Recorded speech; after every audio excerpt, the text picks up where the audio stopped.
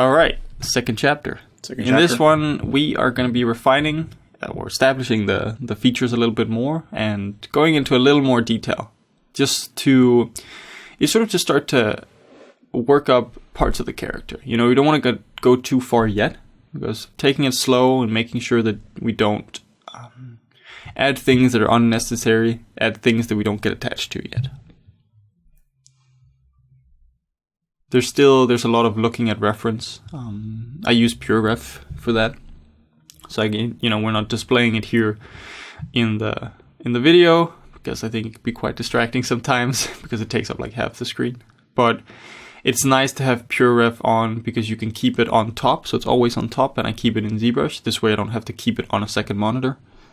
I don't have to turn my head to look at reference, so I would definitely recommend getting PureRef. It sounds like the laziest thing in the world. I'm doing the same when I'm talking about PureRef, that it actually on the screen right now, it's just overlaid. You just aren't able to see it because of the capture, but it really is, you don't have to move your head. Yeah. You move your eye like a little bit, but moving your head, it's not like it's a lot of work. It's more that by the time you move your head, you already lost some information. Yeah. Because visual information, that's fresh in your mind. Yeah. But now you can basically by having it overlaid, you can basically have two things in your mind at the same time. So it's not that we're super lazy and we can't look at we can't move our head. It's purely that it's just more intuitive. So from here, from the last chapter to this chapter, we took a little break, and I think it's nice to take breaks in between your sculpting sessions, just because it allows you to reflect a little bit. You go out, look at some more reference. You maybe do a little paint over, just because paint overs are nice. They're easy to do. They're sort of non-committal. You don't have to do anything crazy to your sculpt, but it allows you to experiment and figure out what's missing or what is wrong with your sculpt. So that's a technique I've used a lot, and for this, I realized that my skull shape needed to be worked up a little bit more. The placement of the neck, the jaw in particular, it was too soft. I don't want it to be a manly superhero jaw, but I do want some definition to it. I'll go in and later I'll add a little bit more fat to soften it up. But it's again just altering the skull shape a little bit because we can at this point. We're not committed to anything specific right now. It is also interesting with the changes we're doing now, because do they make it better? I mean, maybe it makes it more closer to the vision of the sculpt, which might be this beautiful woman. But if you're going for a specific person, like this jaw here is far stronger than most people's jaws. Yeah. Like if you have a smaller jaw or less defined jaw, it's not. The jaw which was there before wasn't worse. It's just different. Yeah, it's a different jaw. So I think it's important to recognize that there's such a thing as the perfect face. Like no, we keep talking about individual variation, and that's because there really is so much individual variation. There are some common truths, like people have a jaw. Yeah. But then the variation is the shape of it. A little bit of tweaking on the nose. The nose, like I said, because it started out with I had more black women for reference. So it started out more sort of like this African nose. I decided to slim it down a little more. And here we're also going to go in at the ear in a little bit, because at this point, we have established the major forms, the major landmarks. You see here we're indicating the zygomatic and how it sort of plays with the cheek. You can get this puckered look by removing some of the form underneath the zygomatic and underneath the cheek. Kind of like if you suck your cheeks in, that's that kind of Instagram look. I don't know how else to describe it. It is kind of interesting with that, actually, like what you mentioned is sucking in your cheeks, because that's when you're doing that kind of stuff and you touch your face or whatnot. That's when you realize what stuff is fat, what stuff is bone. Because if you were to suck it in your cheeks, one area would deform and one area really would not, unless there's something seriously wrong with you. So I do that as well. Like it looks a bit weird when you're sculpting. You're just pointing your fingers at your face and going, boop. Yeah, what does it feel like? What does it feel like? But if you put it on the middle of your cheek versus slightly above it, one part is really soft and one part is really hard. And I think that's important to describe in your sculpt as well. This angle is also important. And you'll see me go back to this angle a lot, the 3/4 angle. It's sort of like straight on 3/4, because it allows you to evaluate the shape of the cheek and, the shape. How does the cheek go down to the chin? You always have this sort of angle that goes down there. And I think that's a very important angle to look at. It's a mild indication of the sternocleidomastoid, not too much, because I want to keep it soft. And then here, it's like working up the jaw to figure out, okay, where's the exact placement of the ear? You can see I use the old transpose line to sort of, it's just to have an indication. It's just like I'm drawing out a virtual line that's not like on my model anywhere. Yeah, the transpose lines are amazing for this. Yeah. You can use it for tons of measuring stuff as well. What you can also do with this is you can just have side view reference of whatever you're doing and just lower the opacity of ZBrush. Like you have a slider all the way in top right, which you can do, and just straight up just line it up. Yeah, it's a good tip. But whatever works for you. This is more like a traditional way of sculpting. Yeah. But if you are doing likeness, then you're basically gonna have to do like actually match it up. So here, the way the ear sits. So there's some general rules for the ear, like we talked about. Most generic ears tend to follow, the bottom of the brow, bottom of the nose for the top and the bottom of the ear. This ear I will place a little lower because that's what I had on my reference, and I thought that was interesting to try to play with. It generally sits back at an angle. I don't know, like maybe 15 or 20 degrees, sort of like tilted back, and it follows sort of like the line of the jaw. So where your jaw ends goes up into the ear. This is again one of these things which is kind of resolved if you know the skull, because in the skull there is a hole for the ear. Like the ear isn't just there as an external organ which looks very pretty. It's there as a very specific feature, and if you look at the skull, the ear hole is approximately where the ear is. Now, if I was doing this not for a tutorial, not to shill our own products, but I would totally use our creature kit, just because, how many ears do we have in that?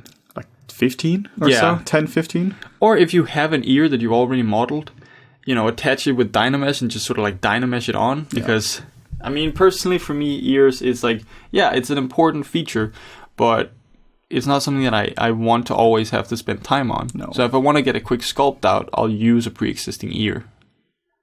Yeah, it's one of these that, yes, there is individual variation, but the individual variation is more proportion. They all have the same structure for it. Yeah. When it comes to the eyes, there is so much more personality in the eyes. You can have a single picture of an eye and get 1 million likes on Instagram because there is so much. Like it's like the Afghan girl from National Geographic from the 80s or whatnot. These beautiful, green eyes or whatever, and you don't have that with ears. You wouldn't have a single shot of an ear. Ears just honestly aren't that interesting. Yeah, they're interesting. Maybe some people find it. I don't know, but, maybe does nothing for me. And they're interesting from like from per shape point of view, because there's a lot of crazy shit happening there. But in terms of like personality, you can't flex your ear. You can't have a sad or a happy ear. So like Morten is saying as well, like whenever I'm doing ears, I just steal it from an old model. The interesting part about ears, is like some people's ears tend to go out a lot. They have these like Dumbo kind of ears where the helix protrudes out the most. Some people have the inside part, the anti-helix protrudes the most. And, some people have very crinkled ears. Some have very soft.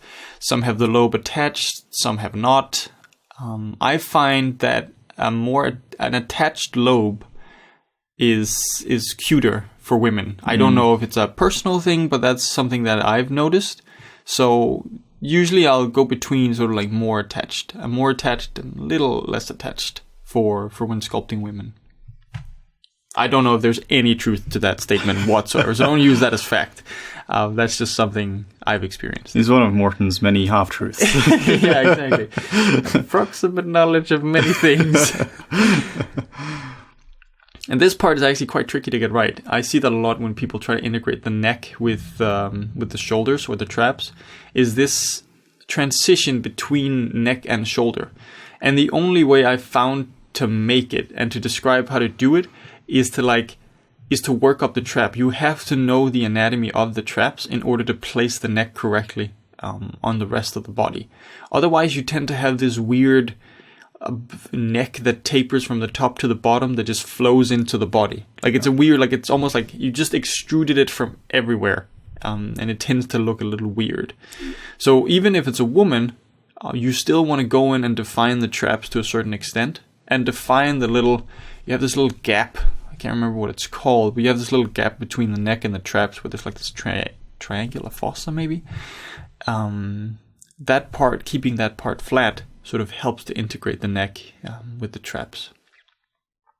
Yeah, it's one of these, again, you don't want it to be non-defined, because non-defined would just mean it's like this soft, undefined transition there. Blob. But you don't want it to be too defined, because then it looks like a weightlifter or something, which might not be what you want.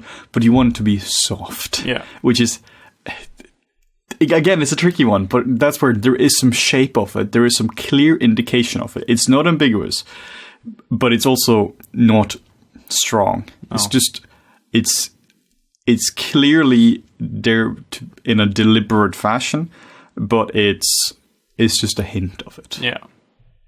And all of these things are things that will be refined throughout the series. Yeah. So, you will see us go in and tweak the neck more, tweak the ear position more, proportions between eye, nose, and mouth.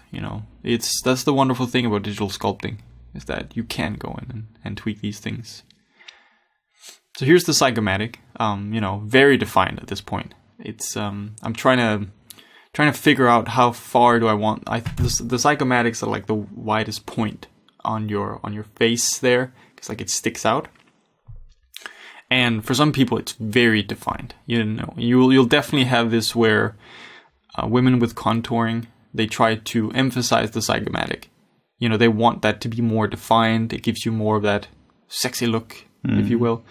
But a way to do that, just from a makeup point of view, if you're not just doing pure shape, is to change how the light looks on your face.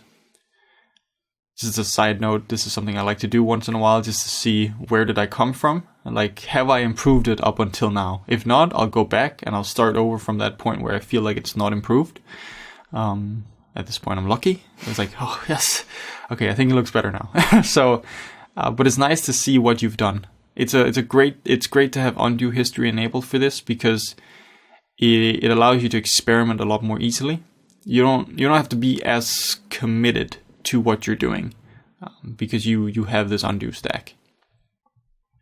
And even if you save as a project, which is what I'm doing for this, I can close it, come back to it in a few days, and I can still go through my undo history to see if I'm satisfied with where I am. Yeah, the undo history is super nice for it. And like we said, like, you shouldn't get attached to anything at this point. And particularly when you're dealing with so many subtleties like this, it's so easy to go too crazy on it. Yeah. And yeah, in this case, you've been working it up pretty methodically and in a proper way, but it's so easy just to lose track of that. Yeah. And just go crazy. And I think one thing that helps you avoid that as well is jump around. I'll never stay in one spot for too long. I'll work on the ear, and then I work on the nose, go to the mouth, and the eyes. Just jump all the way around just to figure out, okay, what about this part now? What about this part now? So it's never something that you want to avoid, that problem of detailing something too much. And that way, everything just kind of improves at the same speed. Well, I only do the opposite of what you said here, where you define a specific area. I only do that when I'm detailing something up. Yeah. Like you have 10 million polys, and that's exactly what I'm doing on the personal project, which we're probably going to show at some point in some videos, where, you need a crazy detailed lip. And it's of an older character as well, where, you just isolate the mouth and you spend 2 hours on that. But if you do that at this point, you can't do that because the mouth isn't resolved. The volume isn't there, and there's you can't do that. Yeah. Yeah, that's, something that I was struggling with throughout this series was specifically her mouth. I never had a specific mouth in mind, but I had such a hard time finding a mouth that I felt represented the character. So I went back and forth between many different kinds of mouths. So in the first mouth here is more based on sort of like a mixed race woman. So more kind of like if you think this is the case with more African or Asian features when it comes to the mouth, is that the barrel of the mouth tends to be more defined. You have more volume, sort of like that sticks out from the bottom of the nose until the top of the chin. It's sort of like it sticks out a lot more. Whereas if you have a Caucasian reference, man or woman, doesn't matter, tend to be a little more flat. It's been a bit annoying actually whenever you're talking about the differences between the different human races here, is that there might be some backlash calling you a racist for just acknowledging that. Now, there are structural differences between them. Very, very clear structural differences. Nobody would say that they look the same. No. Like if you're looking at a beautiful African woman, you wouldn't say that she looks the same as a Swiss girl. No. Like, it's clearly there are differences in them. You're racist if you're saying that one is better than the other. Yeah. But acknowledging that there are differences is... you'll have, like, for African men and women, you'll tend to have a more elongated skull towards the back. For Asian men and women, the eye socket will be pushed forward a lot more. And, like I said, with Caucasian people, the barrel of the mouth area tends to be retracted a little more compared to the other two. So there are just, fundamental differences that you have to look for. Yeah. And you have to find to figure this out. Like, try to search for reference of skull shapes of different people. Yeah. And I think you'll be quite surprised in the difference that there actually is. You can't do a sculpt of, a Mongol, but you're using references of, I don't know, Charlize Theron or something. No. That's not going to work. No. So you have to find the appropriate reference for this kind of thing, and you have to accept that there are differences in the way that we are built up shape-wise. The differences between the different races are not a hue shift. It's not a hue and saturation one where you take somebody and you just shift it towards a different color. There are fundamental differences here. Yeah, you also read up on this when it came to ethnicity versus race, because somebody said, it's called ethnicity and not race. Well, but it seems like race is totally the correct word to use here. Well, ethnicity was more culture, and race is more to do with, if you have a thick brow or whatnot, it's nothing to do with your culture. No. That is a pure biological thing. Yeah. Yeah, for me, it's like, as long as I can express, what I want to get across in terms of the shape and form, I don't really think about it that much. I just want to, in my sculpt, I want to be able to communicate it as clearly as possible. And when we're teaching like this, in any way that I can communicate it to you guys, that's what's important to me. Yeah.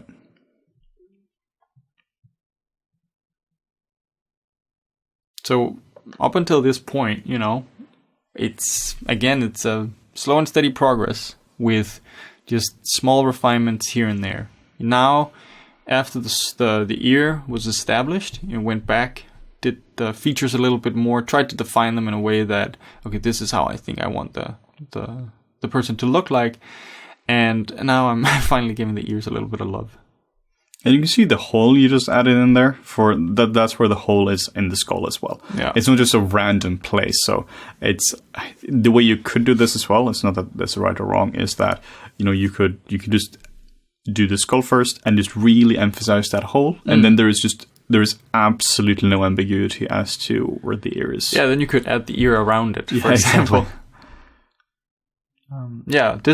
This is how I like to add an ear, just in at a slab of, boop, right there, there's an ear, and then I start to cut into it.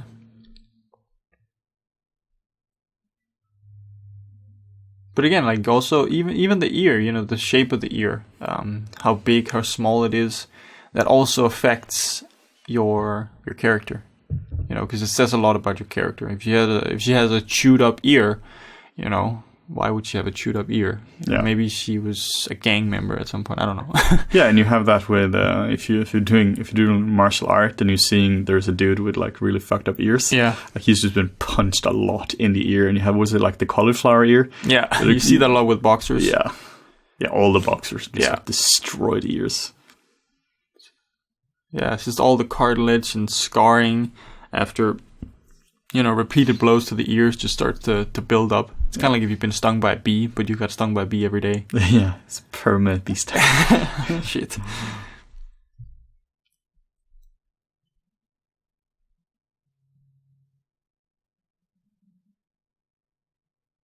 The thing here about the ears is as a note, the way that it sits, I can't remember, what is it called? The like little 2-split fork that goes up there? The antihelix? Yeah, probably, maybe. It tends to go underneath the outer rim of the ear. So it's like there's actually a deep sort of like cavity or space. If you put your finger in your ear and you like go all the way around the inside of the ear, you can kind of feel how the shape of the ear is. I would recommend that you do that just to get a better understanding of the ear. Whenever I'm sculpting ears, I'm always just touching my own ears because it's such a good reference. Yeah. One of the things you'll realize then is what part are the fatty pads. Like the lobe is more fatty, and then the rest is cartilage, and just how thin the ear is. If you, it's very thin. Yeah. It's very thin. Like it's you're talking about a few millimeters, and that's why if you look at all the CG renders of humans, it's all like subsurface scattering in the ear. And there is a reason it's subsurface scattering in the ear when it comes to strong backlight, and not the skull, because the light just travels through the ear and scatters in it. Yeah. One thing that's also important to note is the back of the ear.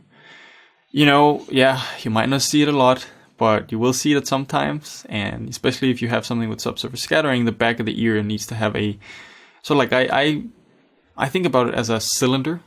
So you have the ear, then there's a cylinder attached to the ear, and then that cylinder gets attached to the head. Because you have this weird like ball or like cylinder shape, how the ear gets attached. It's a tricky shape to get right, but I think it's important to at least acknowledge that it's there.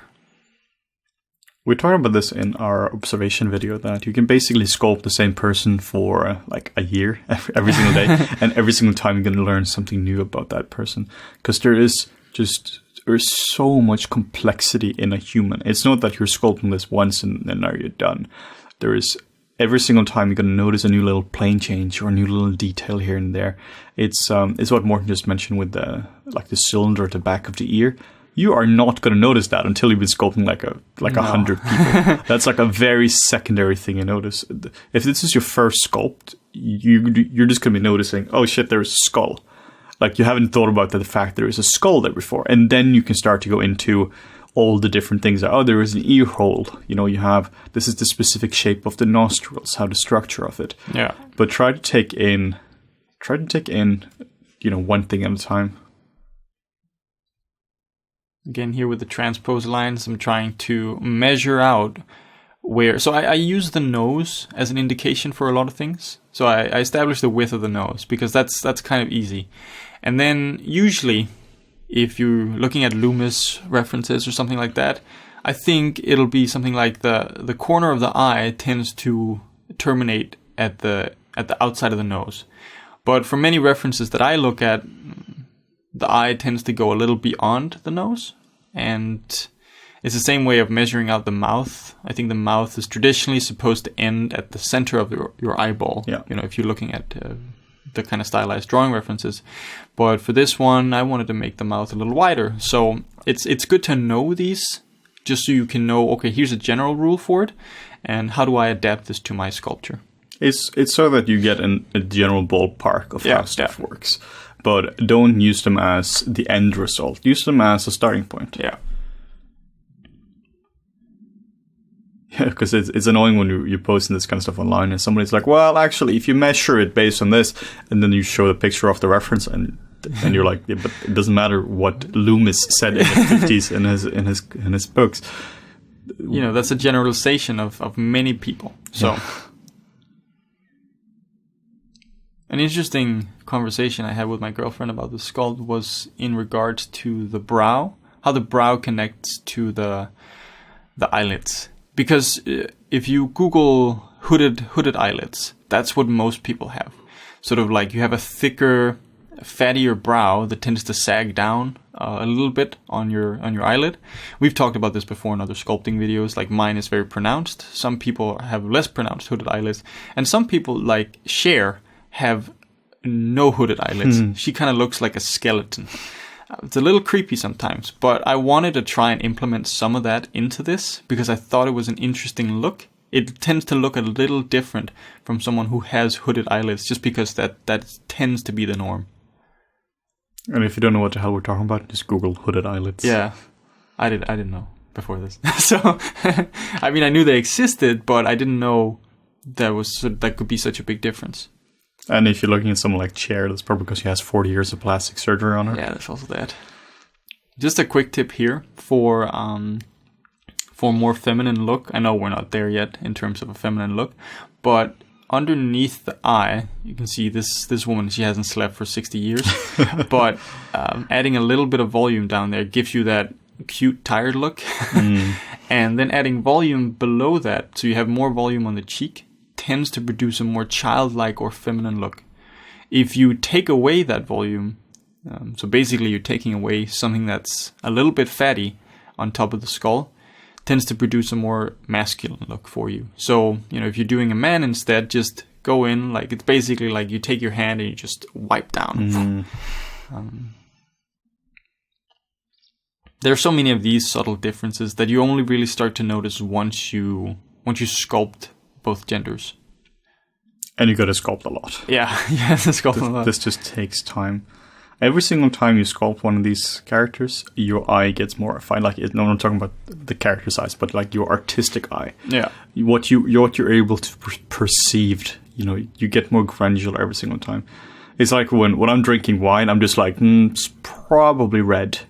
But then you have an expert who's like, well, there is a hint of chamomile and sewage in it. But like I literally can't perceive that. Maybe they're bullshitting, but like I just can't perceive that. But every single time you might notice something new in it. Like whether it's your sense of smell or eye or taste or your vision or whatever it is, your senses can be more refined. Yeah, and your sculpts are just going to get better. Better and better every single time if you keep at it. Yeah. Another thing, a quick thing here that you'll notice is, so these are just placeholder eyes for now, but making the pupil bigger, again, is something that can add to the feminine look, can also make it more cute, and obviously it's gonna make your sculpt and character look a little younger as well.